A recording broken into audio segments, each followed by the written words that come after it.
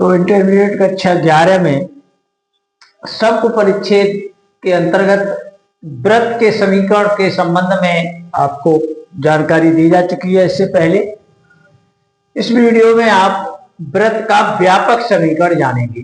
क्या होता है व्यापक समीकरण, ये जानकारी आपको दी जाएगी। इससे पहले आपको बताया जा चुका है वृत्त का केंद्र होना चाहिए ज्ञात, h, k मान लिया, और वृत्त की त्रिज्या ज्ञात होनी चाहिए।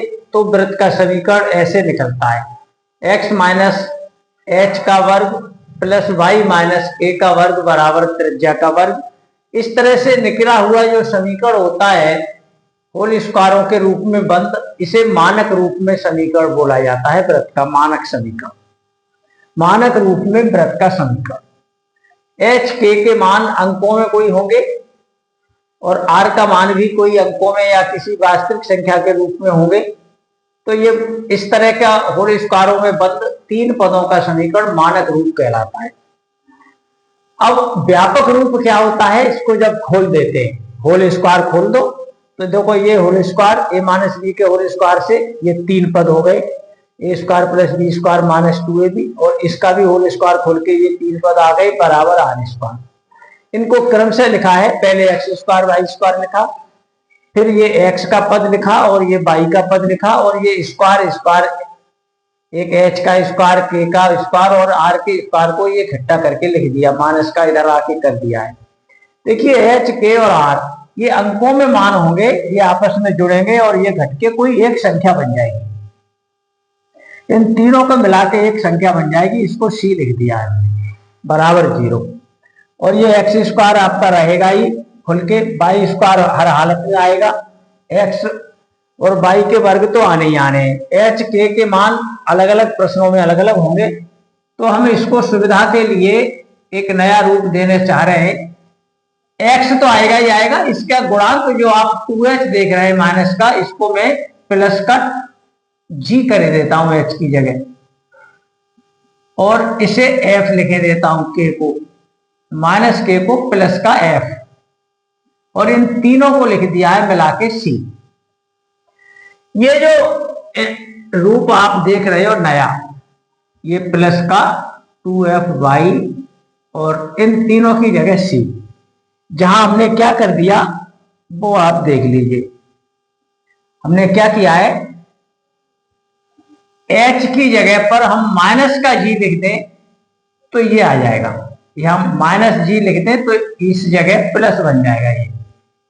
तो h, k जो केंद्र था उस केंद्र की जगह अब नया केंद्र हो जाएगा इस समीकरण का माइनस g और माइनस f।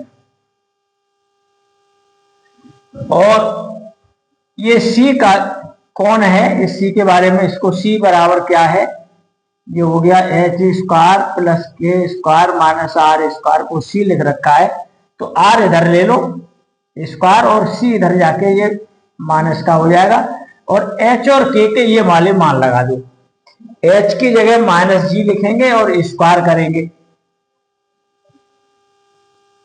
और k की जगह माइनस का f लिखेंगे और स्क्वायर करेंगे माइनस c। तो r बराबर ये चीज अंडर रूट में, ये वर्ग प्लस के ही हो जाते हैं माइनस c। फिर सुनिए, इस मानक रूप के समीकरण को जब होल स्क्वायरों के रूप में खोला और इनको क्रम से जब लिखा तो ये आया समीकरण। इस समीकरण को अपनी तरफ से कुछ संशोधित कर दिया है, ये तीनों संख्या मिलके कोई एक संख्या बन जाएगी, x, k और r के मान मिलके फिक्स होके कोई एक संख्या आ जाएगी, तो वो c लिख दी है हमने।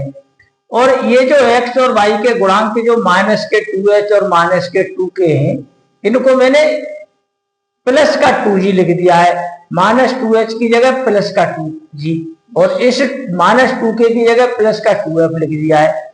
यानी g और h और k की जगह, h की जगह g लिख दिया है चिन्ह बदल के, और k की जगह f लिख दिया है चिन्ह बदल के। यानी जो केंद्र h, k था वो अब केंद्र वृत्त का, इनके चिन्ह बदल के अब ये हो गया। और c कौन है, इसकी जगह c लिख दिया है, तो ये c के बराबर है, और h और k के मान चिन्ह बदल के माइनस g और माइनस f जो हो गए हैं वो लिख दिए, वर्ग होके प्लस ही हो जाएंगे। तो ये रूप जो है वो वृत्त का व्यापक समीकरण कहलाता है। इस रूप में खुला हुआ समीकरण वृत्त का हो उसे व्यापक समीकरण कहते हैं।